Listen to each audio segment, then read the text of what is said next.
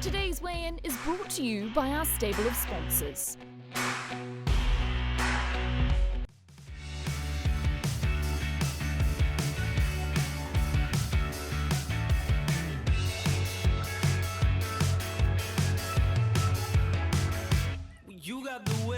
Sir Dragon A takes the lead, coming clear and joins a century of legends.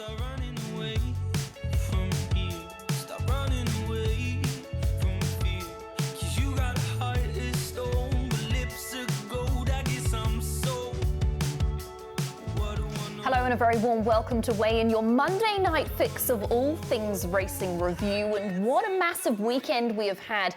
We had a real picture of the three-year-olds on Saturday at Te Rapa, stakes racing from Riccarton on Saturday, and of course on Sunday, Trentham, and then the Cox Plate. How could you forget about that? Michael Guerra, my co-host, joins me, and Michael, another massive weekend to get through, and we've got to fit it all into 1 hour. We sure do, Em. Big hi to you, big hi to everybody watching at home, particularly those people in the thoroughbred community who might usually be in bed by 8 o'clock on a Monday night. And a big thanks also to our stable of sponsors for giving us the chance to give you all the updates we have, Emily. And I tell you what, Saturday was really big at Te Rapa, but so much of it leads into Riccarton.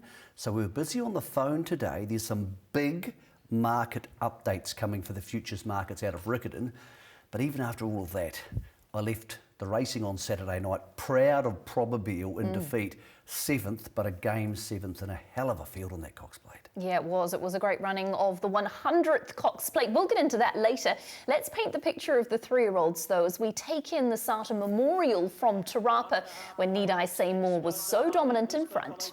Odin Power, then Rocket Spade further back in the field. Tinker McPhee looks to pick up now with them also All Black Bourbon as they turn and head in, and further back in the field is not an option. Up the straight they come, and Need I Say More burst away, led by 4 lengths here. In second spot then we've got Bourbon here battling on, then followed by Tinker McPhee and Rocket Spade, but with 150 to go, Need I Say More. He is cruising down towards the line. Ring the bell, lesson over. Need I Say More won it. Second over was Bourbon here, third Tinker McPhee, Rocket Spade was fourth. Well, any doubts that you had about Need I Say More off the back of Hawke's Bay were certainly put to bed when he was so dominant when winning at Te Rapa in the Sata Memorial. Michael, things did go his way, the draw. Getting onto the rail, I think, is crucial for him. He loves that guide around, but he really just put the race to bed with what he did. Eye catchers for me, Bourbonnais, love this horse up to the mile, and Tinker McVie against the boys again, just so brave. Yeah, she was fantastic. I was really surprised she started favourite because I thought, Need I Say More, it's easy to say after the race, would get against the rail, and that was the place to be at Te Rapa on Saturday. Almost all the winners came from there. I think he's a very, very good three-year-old. I'm not entirely sure the Guineas distance is his natural distance, being by no nay never, but I think he'll get away with it at Riccarton. I've got some good news for you. Opie's going to be on him, so there's a chance for a Group 1 for the family. I think he's the favourite if he draws well, but of course Aegon wasn't in this race. Aegon will have an exhibition gallop at Te Araha on Wednesday before he heads there. And there's a bit of mucking around to do with some of the jockeys there because, as we'll see shortly, Lethinus rode Not an Option, who had an atrial fibrillation in that race. Tony Pike's not going to make the decision on whether they head to the 2000 Guineas, along with, of course, the connections, mainly Cambridge Stud, until this Friday. Now, Lethinus would be riding Not an Option if they go to Riccarton. And of course, they had an atrial fibrillation last year with Loire and the Soliloquy and went down to win the 1000 Guineas, so it's not impossible to do. But if they choose not to go and decide to go to the Live-In Stakes, then Leith will become available for Aegon. So no rider, I'm thinking, declared for Aegon in the next 3 or 4 days as things shake out. But the head of the market now is Need I Say More. The question mark was very much Not an Option. Yeah. We can find out from the beaten jockeys their thoughts, including winning jockey Jonathan Parks.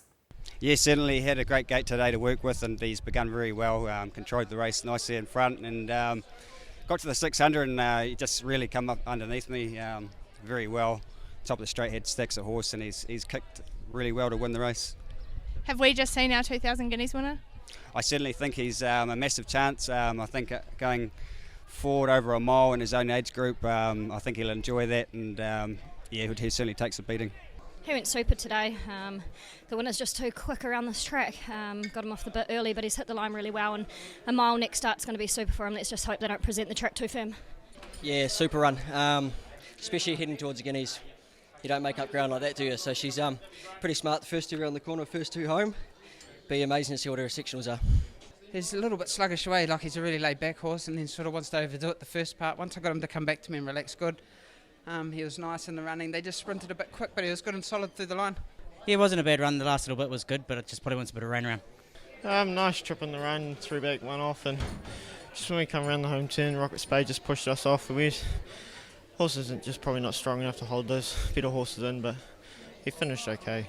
Yeah, he was really good. He's got in the 1-1 and settled well. He's just been a bit green, and second start he's definitely going to be a nice horse in the making. So the beaten jockeys there, including Jonathan Parkes, the winning jockey, need I say more, as Michael said, at the top of the market at $3. Aegon understandably 4s, Bourbonnais 7s off the back of that placing. Interesting ones there. Rocket Spade was a horse we didn't mention, Michael, before that beaten jockeys package, but what's the plans with him? Yeah, spoke to co-trainer Lance O'Sullivan tonight, and he said they are heading to Riccarton, so definitely going down. Not an option, as mentioned. They'll make their final decision around about Friday. Brando goes to Te Araha for a maiden on Wednesday. Now, he'll need to win. He's in the mix. Importantly, looking at this, talking about Brando, and of course horses from Jamie Richards' stable, and that was Jamie Richards' 500th training success. He said Cornflower Blue could potentially go to the 2,000 guineas. She's down there, she's ready to race. The 2,000 guineas is on the first day of the carnival, the 1,000 guineas on the second day. He said it's not impossible that if the track got a little bit of give in it, she might head there. So just for the futures punters, most of them heading there, not an option, the question mark, but she could potentially be the horse we didn't expect to turn up in that race, because the fillies race with such depth probably looks as strong as the boys, to be honest. Yeah, it's so open, the fillies race, and things change so much when you get up to the mile with these 3-year-olds. Let's have a look at the Soliloquy Stakes, and as we take in a replay of this, De La Terre was very good in front. With the tissue, then Taroni, and last of all Sweet Anna. Homeward bound they are, 400 metres to go. De La Terre quickens up, leads by 2. Babylon Berlin about to come out after it from Kelly Renee. 2 away, Dragon Queen, Escudo. Tokarangi out into the clearer, tissue out wide, and then followed by Carmelas. It's De La Terre, Kelly Renee, Babylon Berlin. Arriving late, Carmelas, De La Terre still in front of the 100. Now Carmelas starts to come out after it strongly. It's still De La Terre hanging tough. De La Terre, I think, may have just held on, or it's close. It is close because Carmelas... De La Terre was very good in winning, and it was pretty much a carbon copy of Need I Say More. Bounced, put itself in the race, and was really good in front. All 4 wins, Michael, have come at Te Rapa. The horse loves the track and had its first ever start behind Cool as a Beal, so the form was always there on the board. She's always looked really good for a horse who's bred the way she's bred. She was a surprisingly good 2-year-old. Now, just out of the race, Carmelas is the horse 3 back on the inside. Missed the kick, but probably didn't cost it any field position, because as it turned out, Babylon Berlin was crossed at the start, so she would have been in the same spot. Tokarangi is the horse 3rd from the outside, who absolutely flies home here. So winner good, but was on the speed. Spoke to Graham Rogerson, yes, is heading to Riccarton, as is Carmelas, who looks like she'll eat up the 1,600. So does Tokarangi. I thought there was enough about a few of the ones in behind to suggest they could potentially head to Riccarton, but the horse who won't is the horse smack bang in the middle of the shot there. Babylon Berlin is not heading to the 1,000 guineas, is out. Spoke to Ben Foote this evening. He'll have another runner in the race, we'll see very, very shortly. But De La Terre, typical Team Rogerson horse, it'll turn up to be in plenty of fights, and I think she'll put herself in most of those in. Whether 1,600 around Riccarton will be her go, Graham seems to think it will be. He said she's been jarring up just a touch, and he thinks that if they can get her even sounder, she'll be good. Really like the run of the second horse, though. I thought she looked a real Guineas horse. Yeah, super eye-catching over the mile. And the Tokarangi, who made up so much ground as well, was very eye-catching. And you just think when they get up to that little bit further distance, going to be eating up the ground when it comes to Riccarton on that feature day. Let's have a listen to what the beaten jockeys had to say in the Soliloquy Stakes. Yeah, really good. Just had a bit of traffic across the top, sort of from the 600 to the 500, that shuffled me back a couple of lengths. She was good. Look forward to Riccarton with her.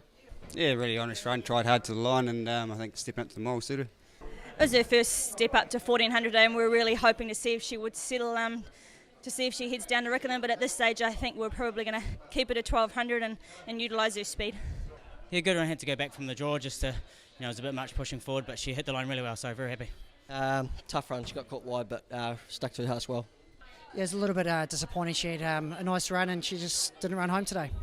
I just think it was a little bit firm for her today. So that paints a little bit of a picture of the fillies, but there's more to add to this story, so much more. And one of them was in the Watercree Stakes, where we saw Vitesse Beau being very dominant. Love to see these horses at the mile, and Vitesse Beau enjoyed every bit of it. Vitesse Beau settles a little more now as Unition rolled off the rail underneath of Marine. Vitesse Beau a half a length away. 2 lengths Elizabeth Rose. Unition, Marine, they go stride for stride. 300 metres to go. Unition, Marine, nothing between them. Vitesse Beau's a length away. Then came Elizabeth Rose. Marine and Unition the inside. Marine getting the better of Unition. He won't go away. Vitesse Beau's running on. Marine wobbles about. Vitesse Beau coming quickly and got up. Vitesse Beau won it. The filly won the Watercree Stakes. Well, from a pedigree perspective, for a start, Vitesse Beau is a half to Travelling Light, who was a dominant 3-year-old last year. Travelling Light by Al Rocker. And I love this horse proven at the mile. It's so important when you're coming into a race like this. And to see her have already done that is really good. Not only that, but of course, she looked like she wasn't going to win. And then she's got up and done the job. Well, she's still very new. She was a maiden going into that. And as mentioned, Ben Foot not taking Babylon Berlin, but he now has her he can take. She's beaten the boys, and they're pretty good boys. They're both in the market for the 2,000 guineas. She's down there, which is another thing, so we know she can handle Riccarton, and she's already travelled well. So there's lots of positives about her. She's bred to be pretty darn good. That mare is turning into a really, really good mare. She has to be a factor in the race, but it's starting to look like a really strong 1,000 guineas, Emily. I think there's 6 or 7 or 8 horses here who will have black type by the end of the season. So we saw another one in the first on the card at Riccarton who was really, really sharp, and Miss Tycoon Rose. Look, she beat obviously significantly weaker horses than what we saw on the Watercree, but she absolutely thrashed them. Here she is taking up the first in the Pittman colours. Trying to run on Scala Sancta. Miss Tycoon Rose wobbles about, but leads by 2. 150 to go. She leads by 3 now. She leads by 4 now, Miss Tycoon Rose, and she ripped right away. Miss Tycoon Rose bolts in, heading to the 1,000 guineas with an impressive win. Beat home Jack Knows Best, good on you. Third Beavertown Boy. It was a really dominant win by Miss Tycoon Rose. And Written Tycoon, he's had a pretty good year already. This is the sire of Miss Tycoon Rose. He won the Caulfield Guineas with Ole Kirk, and then he won the 1,000 guineas with Odium. So perhaps he can add a 1,000 guineas in New Zealand to that. You don't see many of them, do you, floating around over here? So it's an unusual one for Michael Pittman to have picked up, but there's nothing unusual that Michael does anymore. I think she's a real chance in the race, but as I said, it's quite a deep race because we've spoken about all these horses and what they can do.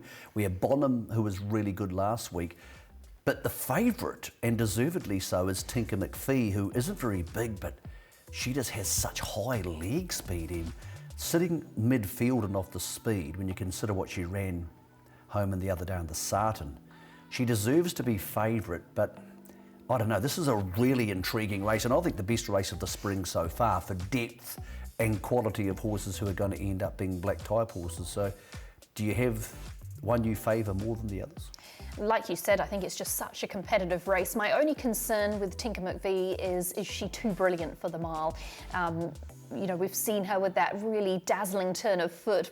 She just blasts those sectionals off. Is she going to be able to do that at the mile, or are some of these more staying fillies going to start to come into their own with that high cruising speed that they can kick off? So that's just a little bit of a concern for me, but there's very little in it. It's going to come down to draws, it's going to come down to tactics, and Tokarangi and Carmelas, very eye-catching. Cornflower Blue, if she ends up going to the 1,000 guineas instead of the 2,000, well, is she going to need a little bit of cut out of the track? All these things are going around in my mind. It's a really good race, and look, it should be a good race, but some years you have 2 or 3 really good horses, and then there's a couple of rating 65s and a few maidens.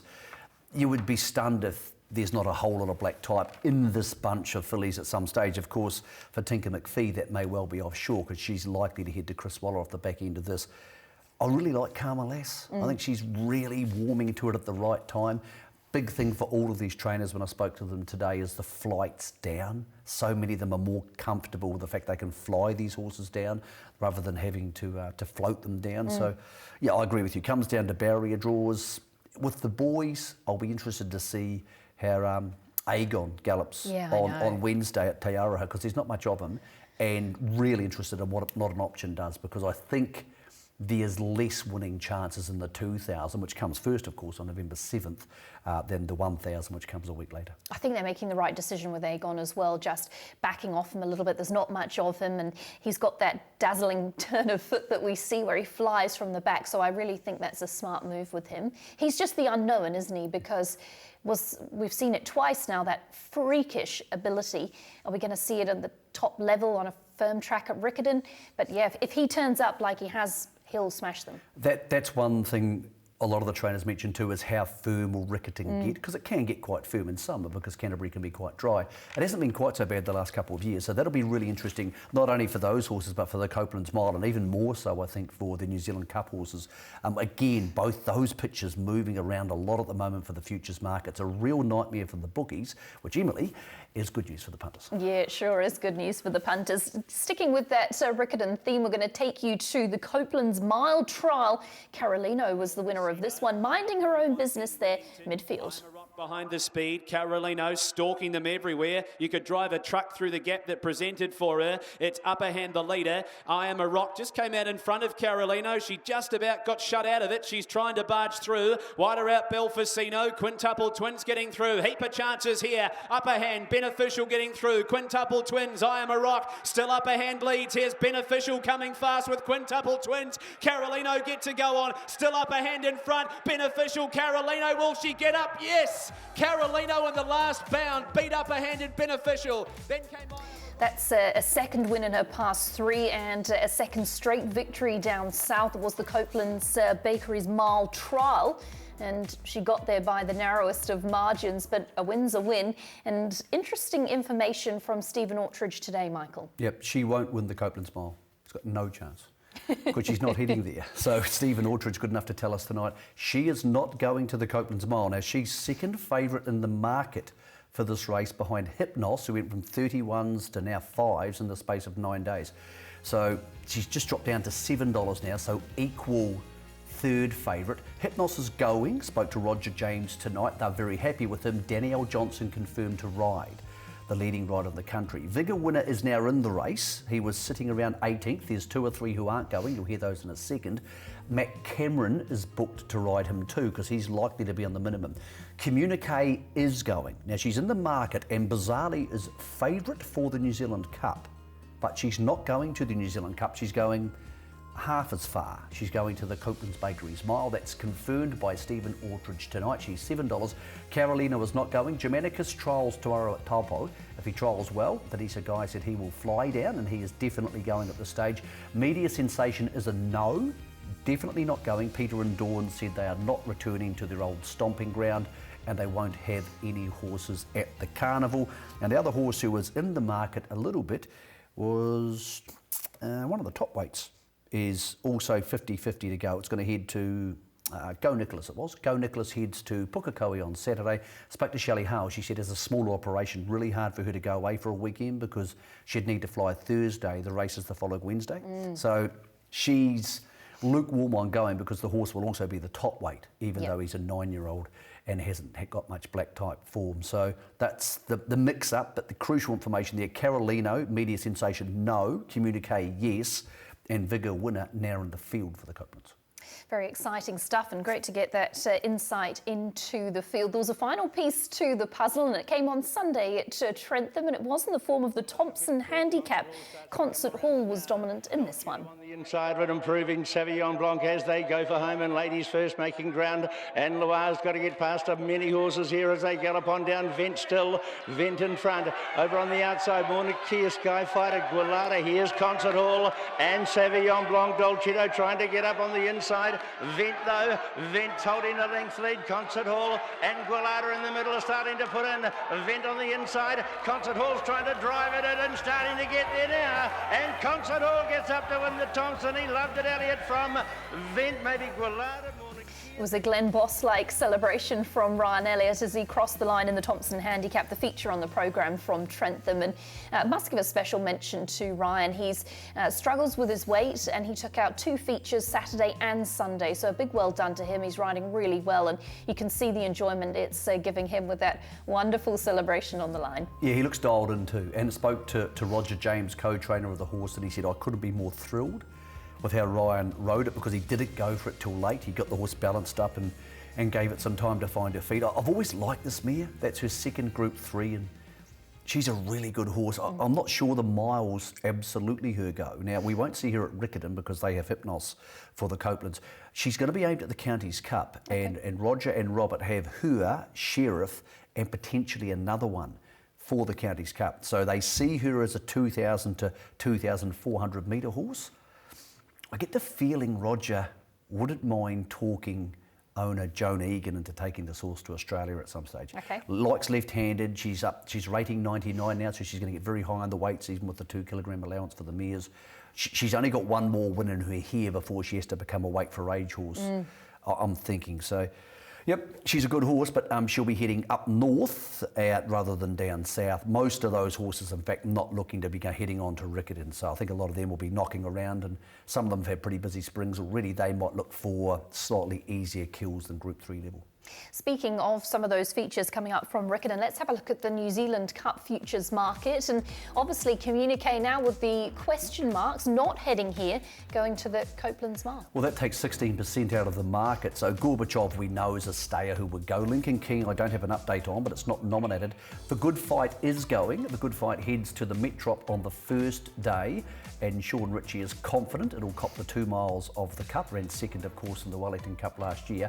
Robusto was able to win after leading, as most of the winners did at Te Rapa on Saturday. Andrew Forsman confirming it is heading to the Metrop as well. They haven't made a decision on this race, so they'll go to the Metrop and then they'll decide, depending on how she handles that, about the Cup. And Dragon Storm, who won the Jericho lead up the other day, has the option of going to the New Zealand Cup or the Jericho. I doubt they're going to go to both. I tried to get hold of Chris Gibbs, but I couldn't. But that's one horse, so I think there might be a little bit of a question mark over, but most importantly from that market, the favourite's not going.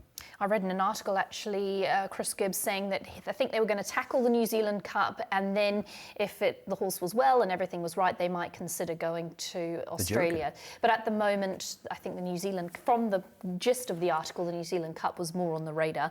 Lovely win over the ground, so we'll be perfectly suited to... and again, down there, settled in, horses who are already there, if it's a lot easier for them. It's a very open New Zealand Cup, but then again, most New Zealand Cups tend to be. Yeah. And I understand as well, Michael, you have an update for us around jockey Chris Johnson. Yeah, unusual story, talking about the South and Riccarton, because obviously Chris is the king of Riccarton. Chris, as we know, September 12, blew the bag at Riccarton after race 1 and blew over the limit, not by a large amount, but he had to get suspended for that, and right, he was so too, for a month, copped a $1,000 fine. During that suspension, Emily, he was informed by NZTR, because of his alcohol problems, whether they were in the past or still relevant, he had to prove he was not alcohol dependent to get his licence back. The confusing part about that was he wasn't inspected by a medical professional during that time. So NZTR, acting in the best interest of horse safety and jockey safety, Chris is included, decided that he couldn't ride until he had proven he was fine. Chris went to a specialist in that field last week, in Christchurch, got a clearance, and the integrity panel of NZTR have ruled he can have his licence back. Chris can ride today if he wanted to. He's off to Ashburton on Thursday. I think a lot of people are very happy about this. He sits 8 wins behind David Walsh as our most successful ever jockey. I think NZTR were trying to do the right thing. I feel weird that he wasn't examined by a doctor, Emily, before that suspension was extended. That's now being taken back, which is the right thing. We all know Chris has had his demons. Lots of jockeys have, lots of people in life have their demons. I think he deserves to get this honour if he can stay on the straight and narrow. He'll be rigidly tested. He has a good support structure around him, from what I can work out speaking to people who know him very well. I think a lot of people will be looking out for him, and if you're a friend of Chris's, check in on him, because we want to make sure he stays healthy and gets that record, which is at the moment 2,451 wins. But when it does happen, Emily, and I think it will happen, it'll be a pretty special day for New Zealand racing. It sure will. And as we get you along to our break of our first section, we had a little guide as to the Karaka Million. It's just 3 months away. Hard to believe. Palamos put his hand up as a potential for that, an $85,000 purchase out of the Karaka sales, and really showed plenty of ability. A first win for Extreme Choice. Just an hour later, Extreme Choice had another winner at Randwick, I think it was. So well done to the connections at Newgate Farm with their Group 1 Blue Diamond winner. Let's get to a break. On the back of that, we take in the Cox Plate. From Kinga Reds, Masipa Nima and Indy Rose Warrior, but Palamos too good on debut. Second over photos here between the late finishing.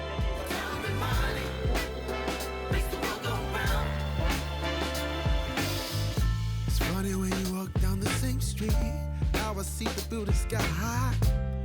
More life, more trouble. But a man can't try. Step in the same circles which you once got home.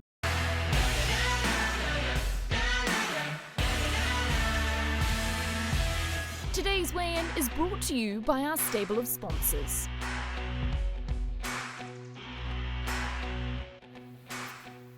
You're back with us on Weigh-In, and we thought it was about time we updated the Jockeys Premiership Leaderboard. It's brought to you by Waikato Equine Veterinary Centre, and well, it's all about one girl, and her name's Danielle Johnson, and she has just started this season with a bang, and it doesn't look like it's going to stop anytime soon, Michael. It's quite phenomenal. We're only 3 months into the season, so we're not even, actually, and she's on 51 wins. Now, I know nobody could be expected to keep that tempo up, but if Danielle did, she would have 200 wins for the season. I know that obviously Opie's going to start coming back and riding more regularly, and therefore they might be dividing some of the Tiaka rides, but she can ride at 53, which gives her a lot of options. At the moment, if you were taking a horse anywhere and you could get Danielle, you would take it. Yeah. Obviously, she's working really hard and travelling really hard. It's really easy to say, oh, okay, well, she's getting a lot of good rides, and we're missing a few of the other top jockeys at the moment because Lisa Allpress has only just come back, Vinnie Colgan's only just come back, but you still got to work. And let's not forget, 2 years ago, Danielle was sprawled on the track at Ruakaka in a pretty bad way, and I know she considered stopping riding, which would have been a real shame because she has a God-given talent. I'm not saying $1.06 is good money, but the $6 at the start now looks unbelievable. It's going to take something massive to overhaul her, and God willing, she's not injured or suspended for any great period of time. Sam Collett's second on the list. Craig Grills is riding really well. Matt's third, but she's as close as a certainty to what I've seen on the Premiership for the Jockeys Premiership for a long time, if everything holds together, which we hope it does. Yeah, and Lisa Allpress, she made a comeback and rode a winner at Trentham, so well done to her. Sam Spratt's had her operation on her collarbone, so she's progressing along nicely as well. It's been a really tough time in the jockeys' ranks, hasn't it? Yeah, we've lost a few people to injuries or semi-retirements. The main one, obviously, the one everybody wants to know about is Rosie Myers, and really good information coming out last week, something to warm the heart, that Rosie has been taken out of her induced coma. She had facial surgery last Tuesday at Hutt Hospital. But most importantly, with anybody who's had an injury to their head, she's communicating with the family. So she's talking to William Fell, her husband, who's been good enough to keep us updated, talking to the rest of the family. She knows where she is, so there's no major damage in that region. She's in rehab, the rehab facility in Porirua at the moment, and William said, look, things are looking good. So I said to say hello to her from all of us in the industry. So many people have messaged her, so many people care. Long way to go because head injuries are funny things, Emily, but at least she knows where she is and she's talking, and they're the main things you care about. She hasn't got any limb damage, so all those parts are still working. So we're really, really buoyant about that. And William said today when I contacted him so we could tell the people at home, he said, look, there's a long road to go, but we're feeling really good and there's little bits of improvement every day, and yes, things are looking positive. So that's the best news I've had in the racing season so far. Yeah, such a relief to hear that Rosie's making a good recovery, and just sending you all of our best wishes, Rosie, from us here at the team at Weigh-In. A little bit of exciting news for the racing industry with the Cambridge synthetic track up and running. Horses working on it lately, and we were out with Tony Pike to catch up and find out how it's all progressing.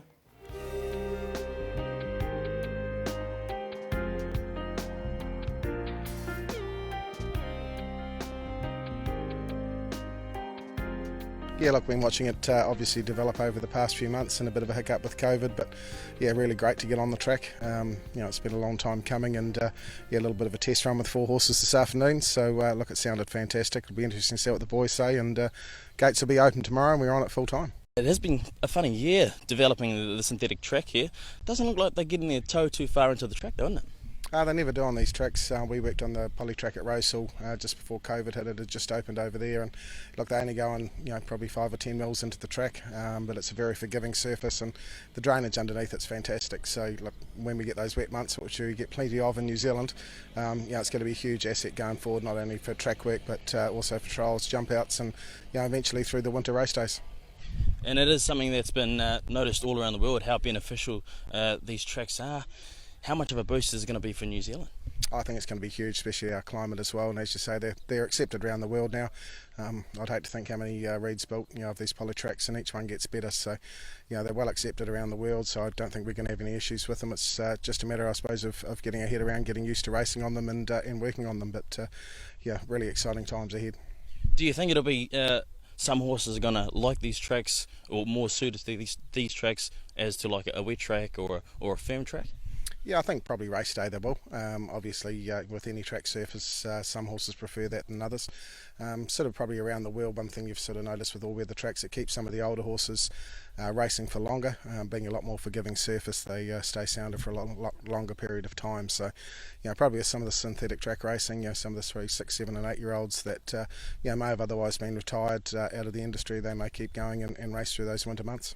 The guys are doing a great job. Sort of watched Chemex do the groundwork just from over at the stables there, and Reed's done a superb job since it's been here. So it's come up really well, looks neat and tidy, and can't wait for the next few weeks on it.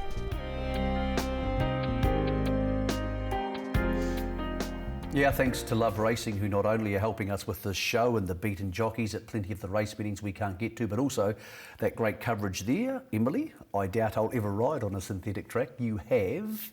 What's it like? Oh, it's fabulous. It's just gives the horses so much support. It can rain, it can hail, it can be hot, and the track just absorbs it and pretty much rides exactly the same. They take maintaining. They're very, very sensitive to conditions, but no doubt there's been plenty of research into how to maintain them. But I think it's just going to be such a benefit to the trainers to be able to have that facility, as Tony was highlighting, in the winter, to be able to get on a surface like that and actually work your horses. And for carnivals like, the Melbourne Spring and things, to be able to get your horses up to that point where you can work on there.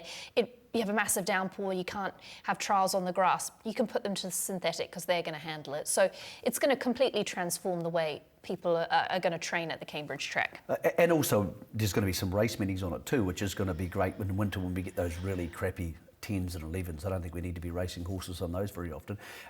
It raises an interesting question if we will see one built at Awapuni. There is money in the last budget from Winston Peters, who was the Minister of Racing, and whether we also see one at Riccarton. I presume that money still goes ahead. There's obviously a new government. I don't think Winston Peters is everybody's cup of tea, but we can't overstate what he did for New Zealand racing, because in the time I've been involved in racing, which is about 30 years, he's the racing minister who cared. And whether people want to vote for him in the course of all the other things that happen in politics in the country is entirely up to them. Some people won't like him, but as a racing person, we owe him a debt of gratitude for that track, for helping the TAB through an incredibly difficult time, starting the process of changing the governance, just so many things. So look, he's not everybody's cup of tea, but without him, New Zealand racing would be in dire straits. I expect the track to happen at Awapuni. I'm still not particularly fussed personally on whether one happens at Riccarton. I think Riccarton has plenty of room to train horses, and the one concern I have is if they do put a track in there, they have to use it eventually. So then do you start closing tracks you don't need to close? But that's a long-winded conversation. Probably the most important thing is that track is there for a really busy region, and that track wouldn't exist without the hard work of a lot of people, but most importantly, the Minister. And Former minister, sorry. Yeah, exactly. And through the course of this weigh-in series, we'll bring you any updates that happen within the industry. Michael, won't be me. Michael's got his finger on the pulse. He'll bring us all the latest on that news. email, I've been trying to find out who the new racing minister is going to be, and I thought it might be Kieran McAnulty because Kieran's a former bookie with the TAB, and he would be the logical person to have as the racing minister, but whether he's in cabinet's another matter. So you can be racing minister and be outside cabinet, but it's more use if you're in cabinet. I don't know if he'll be in cabinet because I don't know that many people at the Labor Party. The other person who answered a questionnaire I did for the Herald recently was Grant Robertson himself, the Minister for Finance. Okay. And he answered the racing questions himself. So he's the Minister for Sport. There's a potential that could happen and he could potentially be there. The other person being mentioned was Chris Farfoe, who seems likely to become Minister for Broadcasting. So we'll keep you involved in that space. There's also the final interviews going on for the Chief Executive of TAB New Zealand now, which is also really important. And the Racing Minister is important because he'll be the person who signs off on the 3 code representatives on TAB New Zealand's board. So there's a lot of things in play at the moment. And I think in the next 2 months, I think that board, the Racing Minister, and the new Chief Executive of TAB New Zealand will all probably be confirmed. Yeah, well, this time next week, we're going to be setting in, ready for a Melbourne Cup, first Tuesday in November. How exciting is that? Michael, we've got a massive day at Pukekohe on Saturday. We've obviously got a massive day at Flemington on Saturday, and then we'll be bringing the show weigh in on that Monday night Melbourne Cup. Even I might just twist your arm for a little Melbourne Cup tip.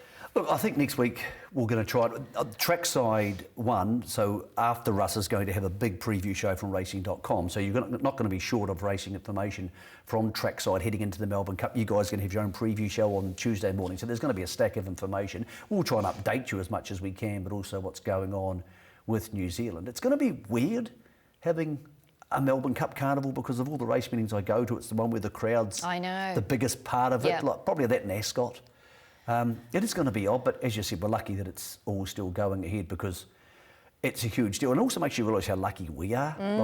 We can go to Rickett in a couple of weeks and we can see the classics and the Group 1s and stuff. So and even enjoy Melody Bell, which was such a treat. Yeah, we can. But whenever...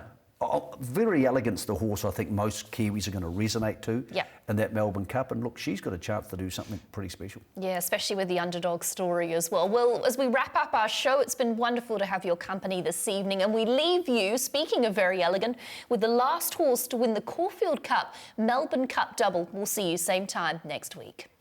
The leader give the slip. Ethereal's coming hard on the outside. The New Zealand mare. Ethereal after give the slip. Ethereal hit the lead in the cup. Ethereal takes the Caulfield Melbourne Cup double. Ethereal and Scott Cena have beaten give the slip. 6 lengths away Persian Punch, an almighty run.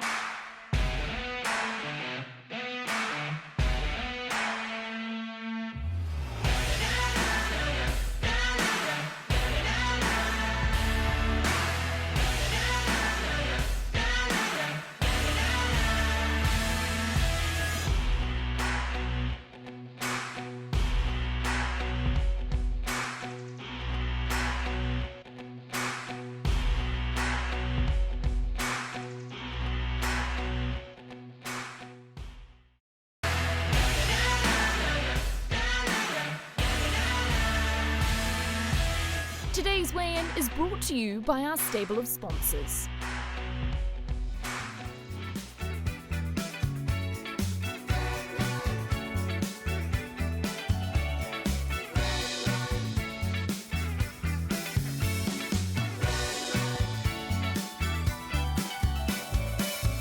When the city falls, I will take your call. I can feel your voice buzzing through the walls. I'll give you the number to dial in up. It was Kira Maher and David Eustace first Cox Plate. It was Glenn Boss's 4th one, and what a bizarre day with no crowds, of course, on course. No doubt a very odd atmosphere, but they made it work, and who cares? If you're winning a Cox Plate, I don't care who's there. This is brave stuff, buying a horse off Coolmore for what's reported to be between $1.5 million and $2 million. I think it's Australian dollars too. It's big money. And you would, in the back of your mind, I was reading an article from Ozzie Kerr, who was the main person who put the deal together. And a lot of people said to him, well, why would Coolmore sell this horse if it was any good? But of course, Coolmore has so many horses, unless you're going to be their type of horse, which tends to be a stallion-making horse. Yep. They're probably going to get rid of some of the men. But look, he was excellent, and a hell of a training performance for a horse who had come in so new from Ireland/England. Thought the second horse was really good. My heart was with Probabeel. I've always loved her, and I could see her trying so hard. But around about here, you thought, oh, on a dry track should be a chance. But what about Bossy? He's midfield. He's in the dots. They're the Aussie Kerr colours, and he just rode this a treat, which he's been doing for 20 years at the top level. Here is the 100th running of the great race. Armory about to hit the lead, but Glenn Boss and Sir Dragonet stalking him on the inside. His hands. Armory takes the lead. Mugatoo going with it. Sir Dragonet running on, and Probabeel the fence in the straight at the 150. It's Armory. Sir Dragonet coming at Armory. Armory and Sir Dragonet. Sir Dragonet takes the lead, coming clear and joins a century of legends. Sir Dragonet for Bossy won the Cox Plate from Armory. Russian Camelot for the photo. You grow up watching these races, and to knock one off, it's pretty special. So. You know, to think, you know, you get a horse of this calibre, you know, I've looked after him for a bit over 2 weeks, but he's just phenomenal. He never missed a note. I'm very confident with his fitness, and God, Cox Plate's unbelievable. I better give my mum and dad a shout out too. I mean, brothers and sisters, and brothers, sorry, I don't have any sisters. That's got to be my favourite part of the entire Cox Plate was Ciaran Maher referring to his sisters that don't exist. That is what a Cox Plate does to you. It makes you create imaginary sisters that you don't have. I think it's getting more attention worldwide than the actual race itself. I've got 7 sisters, so if Ciaran wants to borrow one, he can have one. What a great story. I mean, it is such a huge thing to buy a horse who started favourite and ran 5th in the English Derby, which Anthony Van Dyke actually won. And you can just see how if they don't get to that absolute top level for Coolmore, they move them on. And I'm sure they won't lose any sleep over it. But now he's a real chance in the Melbourne Cup. It's looking like a Melbourne Cup with so much depth, because we thought about 3 months ago these Europeans weren't going to turn up. Well, Tiger Moth is obviously here, Sir Dragonet is here, Anthony Van Dyke is here, Prince of Arran is here. We know all that. And then there's a really strong Australian-based Surprise Baby, you know, it's a good horse. Russian Camelot, very elegant, we all love. Australian, Kiwi, come on. When you look at it, it's a hell of a race. Now, It is, yep. We all thought it might be a poor Melbourne Cup. It's actually one of the best ones. And just mentioning from that Cox Plate, Camelot, the sire, he sired the 1st and 3rd horse. Sir Dragonet is obviously by Camelot, and so is Russian Camelot. Mugatoo was a massive effort. Arcadia Queen, I thought she lost no admirers. Did just think that Sir Dragonet was flattered by the soft track, and if he doesn't get that in the Melbourne Cup, we might not quite see the same horse. Armory's going to the McKinnon, which means that he'll obviously be taking on Melody Bell, which obviously is a bit of a concern because he looks like he's okay. Well, he's the favourite for the McKinnon now at 3.2. It's hard to work out what it all means because of the wet track, because we don't know how they are going to handle maybe a firmer track for Flemington. Still, we don't know it's going to be firmer at Flemington. I think it's a Melbourne Cup that's really going to confuse a lot of people because they're not sure if Caulfield Cup's going to be the form line, whether it's going to be a European form line. Probably the greatest wake-up call I think we've had in the last 10 years is how good these European horses are at 2,000 plus. Like, I think we thought for a long time, and there's always a Winks who can come along and prove us wrong, that we at least were good enough to beat them at 2,000, but when you consider none of those horses are in the enable elite grade, you know, or that sort of level, and some of the other horses floating around in Europe, it's quite daunting how good. But then again, their breeding industry is enormously big, and they're trying to do one thing, whereas in this part of the world, we're trying to breed Derby and Oaks winners predominantly, and obviously the Aussies are trying to breed speedsters. But horses like that turn up that most people have never heard of and just win Cox Plates now. So where the Japanese fit into all that, I'm not really sure. I'm not sure if they're the best or whether the Europeans are the best, but it's a daunting, vast thing when you put all those horses that can turn up in a Cox Plate, because it's the one race that they can all turn up in. Ligue Rocher last year and Winx the year before. So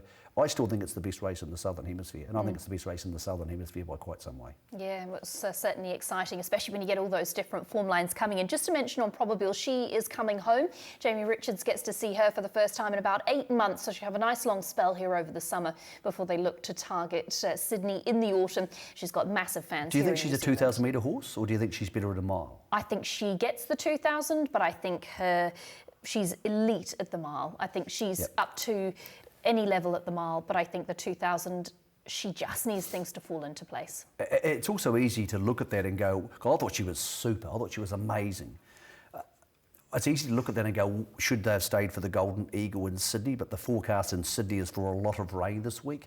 I think you have to do it. You're there, you've got a horse who's won an Epsom. Go, enjoy it. That's what racing's all about. I agree. And Brendan and Joe Lindsay are people who love the sport of racing. Yeah. They're not doing this for the money. They're doing it because they love racing horses, and that's the sort of people they are. Just to touch on that, by the way, too.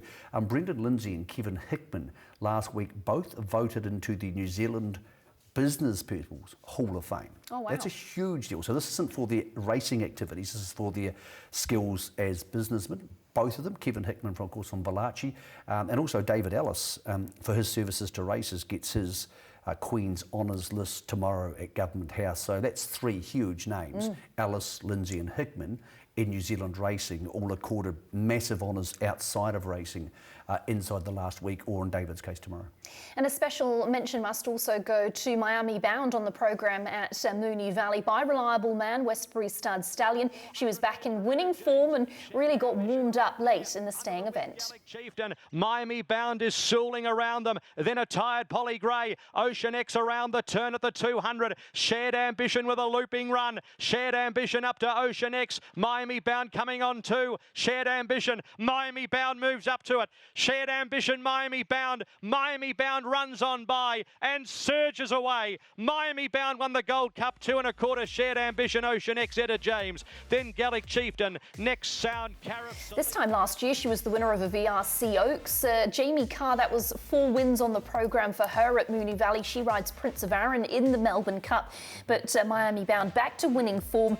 The rain plus getting over a bit of ground found her really well in 51 kilos in a Melbourne Cup. She's going to be right in there with a live chance, and another Kiwi that we can be really getting behind. Yeah, and no re-handicap for her. So she wasn't re-handicapped today by Greg Carpenter from the VRC, or Racing Victoria, I should say. Look, again, adding to the depth of this race, a few years ago, maybe 10 or 15 years ago, a horse like her might have been 4th or 5th favourite for the Melbourne Cup. Now she's just back in the wash with a whole bunch of other horses. So it's going to be awfully hard. We, New Zealand, have the chosen one in Etta James as the horses who have been trained here in that Melbourne Cup. 19th for Etta James and 21st for the chosen one. So we're going to have some representation from proven 2-mile horses, but again, they're back in the wash with a whole bunch of other horses who might start anything from 30 to 1 to 70 to 1. Hey, Prince of Penzance did it at $80 odd, so we'll keep our fingers and toes crossed. Got to move on to our other star of the New Zealand turf in Melody Bell, and she reached a pretty important milestone. I saw a tweet about her. She's, I think, 5th on the list of the most Group 1s ever to have been won. Winx 25, Black Caviar 15, Golden Cova 14, Sunline and Zenyatta at 13, and there she is with Azuri. Melody Bell together with the 12 Group 1 wins. She can win more, so hopefully we see her creeping up that list a little bit. I would love to see them press on through this season. She's so good and she's so dominant at home. Even if she doesn't win the McKinnon in about 3 weeks' time, I'd love to see them come home and go to the Zabeel and go to the Herbie Dyke and have a farewell tour. You know, breed from her next season or sell her for someone else to breed from her because she's a syndicate horse. I would love to see her have a busy year, and because she's so tough and so robust. So I want to give it a crack. But the McKinnon's a lot more exciting knowing she's going to be in it, because apart from those 2 horses we mentioned earlier, there's not going to be that many Kiwis floating around Flemington for Cup Week. No, there aren't. And no crowd either, which is obviously announced by Racing Victoria this week. Sadly, no crowds for the entire carnival, which is something I think a lot of Melburnians are really going to struggle with. Yeah, they are, but I suppose to have racing going ahead, they did it in the autumn, the Queen Elizabeth, they got the racing done, and people have nothing else to do if they're locked up, so you're going to watch from home anyway, aren't you? There'll be some huge Melbourne Cup mini parties because you only let so many people at your house, but gee, what it will do to the economy over there, hotels, shops, restaurants, bars. Unless if you haven't been to Melbourne at that time of the year, I know you have been plenty of times. It's massive.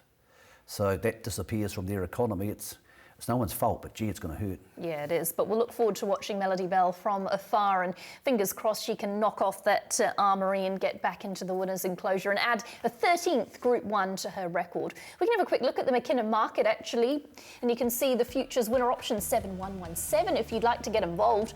Armory, he's going to be praying for no rain because they've well publicised that he loves the firm going.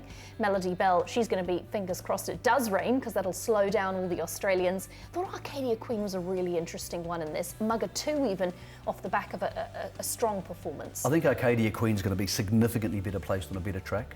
It's not a deep McKinnon when you consider it's $2 million. There's a lot of room to move at the back end of that. Avilius, Fierce Impact, Homesman, Funstar, they're not scary horses anymore.